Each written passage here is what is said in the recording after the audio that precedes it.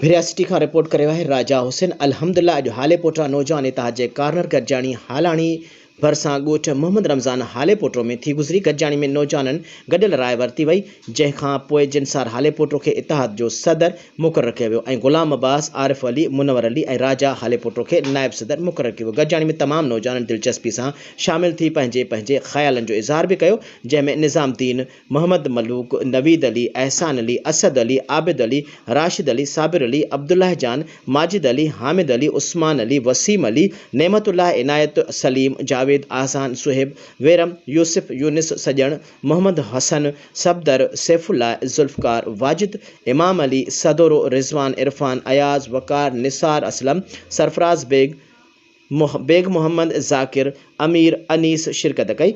उन अनवर अली, बाबर अली, परवेज़ अली, असगर अली, साजिद अली, आजिज़ अली, गुलशन Ali, Mir Manthar live meeting के join कयो।